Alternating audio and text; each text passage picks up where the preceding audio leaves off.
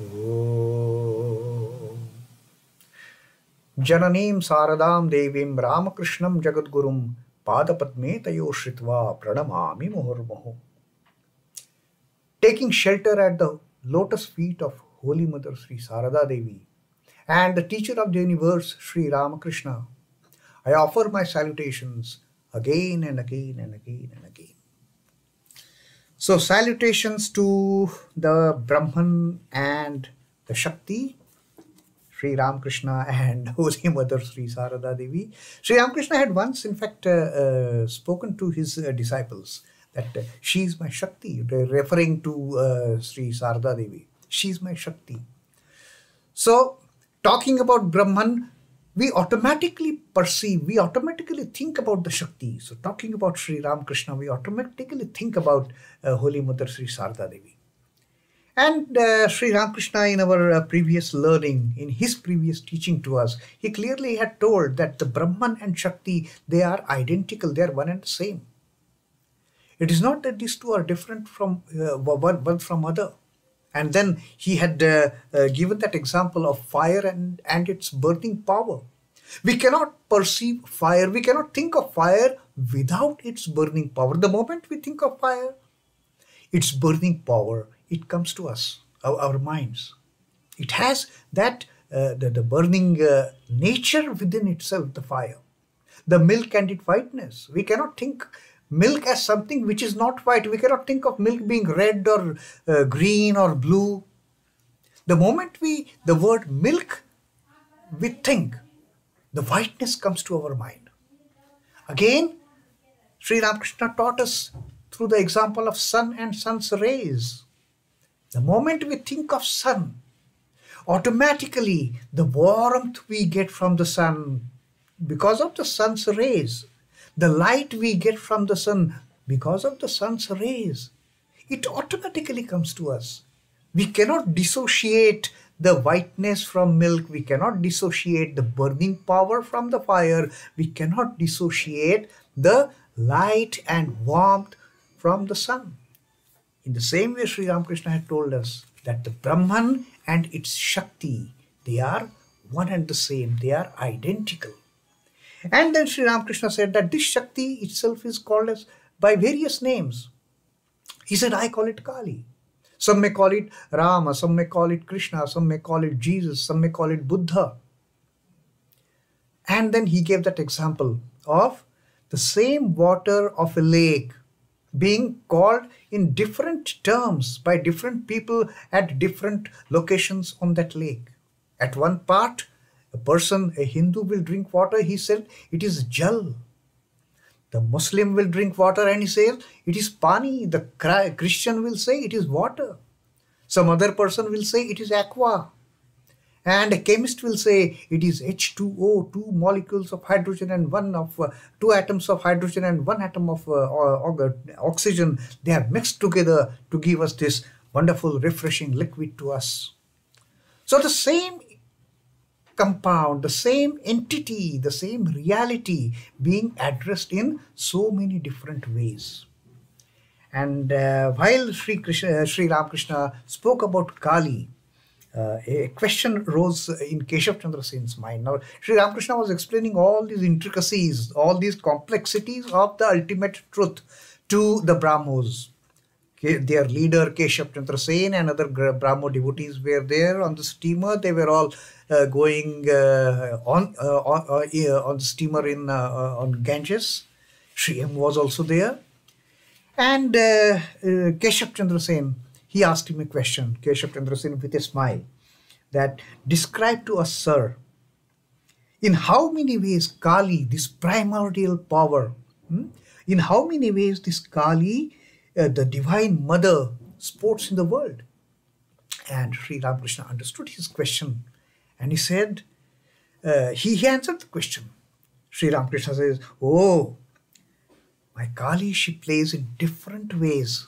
She says, it is not the uniform way that my Kali functions. She has so many roles to play. This Kali is Maha-Kali. This Kali, again the same Kali is Nitya-Kali. Again the same Kali is Smasana-Kali, Raksha-Kali. And the Syama-Kali, all these variations within the functionality of Kali. And then Sri Ramakrishna explains what is Maha-Kali. He says, when there was no creation, there was no sun, there was no moon, there was no earth, there was no universe as such, there were no galaxies and all.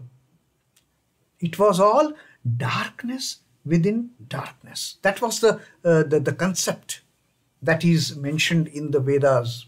And even the scientists nowadays, they interpreted this phase as the darkness enveloped by the darkness before the Big Bang theory. So Sri Ramakrishna says that when there were neither the creation, nor the sun, the moon, the planets, the earth, when darkness was enveloped in darkness, when darkness was covered in darkness, when darkness was impregnated in darkness, total darkness, that time, Sri Ramakrishna says, that time, Mother, the Divine Mother, the Formless One, the Maha-Kali, the great power, was one with the Maha-Kala, the time eternal. This Maha-Kali, the great the power, the great mother power, was one with the Maha-Kala. They were not separate as the two different identities. They could not be differentiated. They could not be differentiated as the fire and its birthing power. There was no concept of birthing power of the fire. There was only one entity. Maha-Kala merged with Maha-Kali, like Ardhanari Nateshwar. So the half Shiva, half Parvati blended together. They were all both one, the Maha-Kala and the Maha-Kali. So that was the Maha-Kali aspect of Mother Kali, Sri Ramakrishna says. Then there is also another aspect of Kali, Syama-Kali. Sri Ramakrishna says Syama-Kali is somewhat tender. It is a softer version of the Kali. It is softer version and worshipped in the households. Syama-Kali, normally the Kali Puja that is done in the households is for the Syama-Kali. She is the dispenser of boons and dispeller of fear. She gives us boons. She gives us nice things. She dispels the fear from us. She takes away the fear element. She gives that Abhaya Varadana. That is the Syama-Kali, the most tender, the most compassionate, the most pleasant aspect of the mother. She is the loving mother for that matter. Then there is a Raksha-Kali. Raksha-Kali, Sri Ramakrishna says, she is the protectress from different calamities. We have epidemic, we have earthquakes, we have natural disasters, the flooding, or tsunamis, the COVIDs. So Raksha-Kali, she kind of protects the humanity from all these natural calamities, or even the man-made calamities nowadays they are coming to. So that is the role that Raksha-Kali plays, Sri Ramakrishna says. Then there is the Smasana-Kali. Smasana-Kali, the most terrible aspect of Mother Kali. Nothing but destruction. Smasana-Kali, Sri Ramakrishna says, she resides in the cremation grounds, in the crematoriums. She resides in the cremation ground and is always surrounded by corpses, jackals, that kind of, the frightening surroundings. Terrible female spirits. Her mouth flows, through her mouth, from her mouth flows a stream of blood. Her neck is garlanded with a necklace of human heads. And around her waist is a girdle made of human hands. So that is most terrible aspect. So Sri Ramakrishna says, don't think Kali is just, an ordinary primordial power. This primordial power appears in so many different functional aspects. She takes care, she protects, she gives boons. She also protects us from all these natural calamities, and ultimately she also has that power of destruction within her. She is the one, as the Smasana-Kali goes on destroying everything. That is the play of Kali. That is how she sports in this world. Now, Keshav Chandra Sen had asked him how many ways Kali sports in the world, and this is how Mother Kali sports in the world. She gives birth, she preserves, she nourishes, she brings up. She also gives the decay and diseases, also protects from decay and diseases, and finally when the time comes, she is the one who destroys everything. She is the one who brings down the end to all this entire creation. And Sri Ramakrishna says, after the destruction of the universe, as a Smasana-Kali, now that is her ultimate role. That is her ultimate role as Kali. She destroys everything. And then Sri Ramakrishna says, this Smasana-Kali, once that role is over, she is again busy planning for the next creation.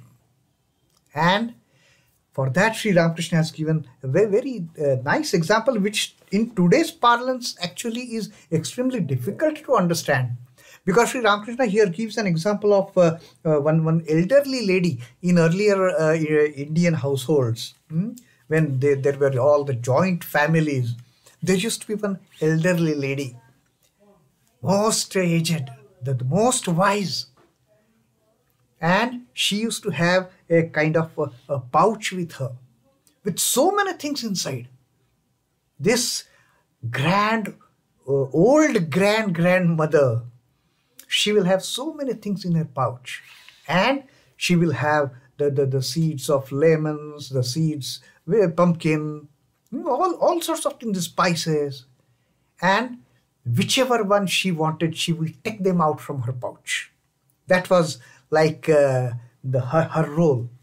And Sri Ramakrishna gives this example to make this point clear to us, to make us understand this point, that how Mother Kali starts preparing for the next generation, next creation, after destroying the previous creation. Sri Ramakrishna says that she is like the elderly mistress of the house who had a hodgepodge pot in which she keeps different articles for the household use. That pouch, that hodgepodge pot, contained everything for that matter. You name a thing and it is there in that great grandmother's hodgepodge pot. And then Sri Ramakrishna says, yes, housewives have pots like that, where they keep sea foam, blue pills, small bundles of seeds of cucumber, pumpkin, gourd, and so many things. They take them out when they want them. In the same way, after the destruction of the universe, my Divine Mother, Sri Ramakrishna refers to as my Divine Mother, because he has always been the child of the Divine Mother. Sri Ramakrishna says, at the destruction of one cycle, my Divine Mother, the embodiment of Brahman, gathers together the seeds for next generation. Now she takes out those seeds that she has hidden in her hodgepodge pot.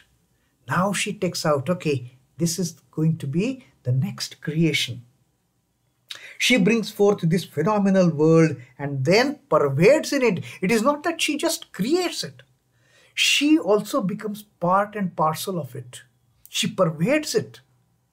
And in the Vedas, creation is likened to the spider.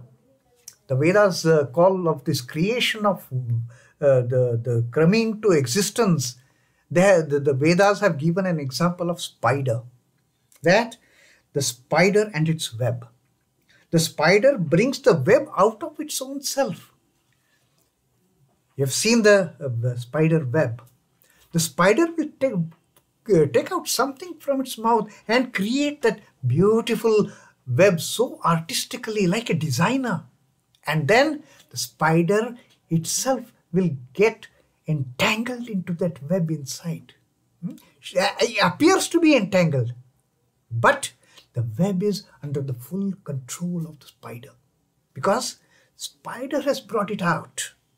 So this is the typical example that Vedas they have given for the creation coming into existence.